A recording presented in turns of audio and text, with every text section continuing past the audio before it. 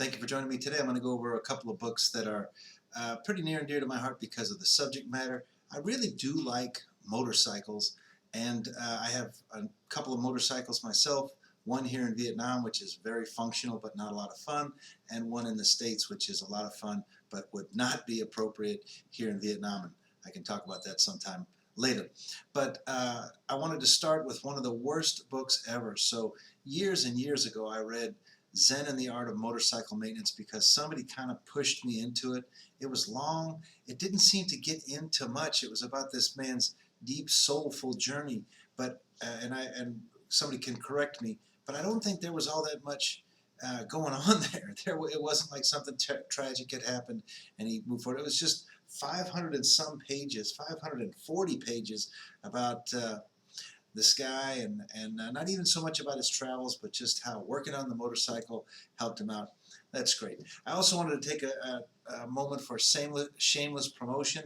I don't have 20,000 viewers, so I'm not making lots of money from this site, but I do really want to get some traffic to go to my eBay page, and so I put a little bit of information on that above.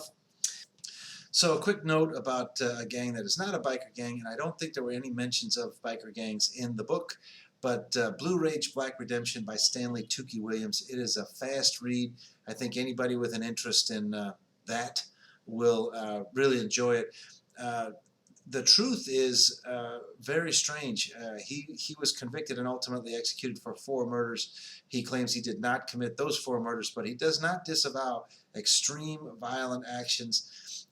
He was Desmond Tutu spoke with him, and he was put up for a Nobel Peace Prize. So it's a very strange, protracted story, and it does have to do with gangs, just not biker gangs. The book that I'm reading right now, I should finish it in a couple of days. It's very good as far as a nice light read goes. It's No Angel, and it's about a man who infiltrated the Hells Angels.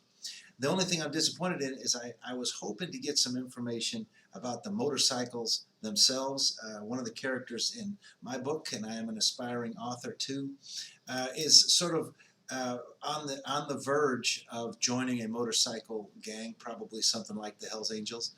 And this book has not talked about bikes much at all. As a matter of fact, the author says, you know, unlike most of the people in the Hells Angels, he has no great love of bikes. But if you're into sort of a tough guy story, lots of adventure, sort of real world fear, and also he talks about how this affected his family life and how the parties. I think I have not finished the book yet, but I think at the end of the day he's going to wind up having to make a decision where he wants to go with that, and hopefully he makes the right one.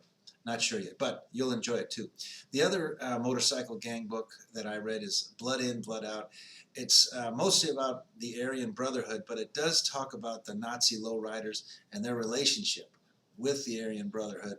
That book also, there were a couple of snippets about the motorcycles that they preferred, and you know, the sort of the rank structure, who gets to ride which motorcycles, and I was really interested in that, but I failed to take notes. I was reading that book on my Kindle and didn't even note it down right, so I have not found them. I'm going back in my notes and looking to try to find what kind of motorcycle the Nazi lowriders prefer, and if it's different from other biker gangs like the Hells Angels and the Mongols.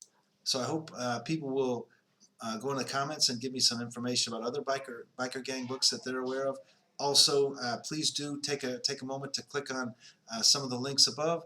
Like, subscribe, share. It's very much appreciated. Anybody who contacts me, I will gladly reciprocate.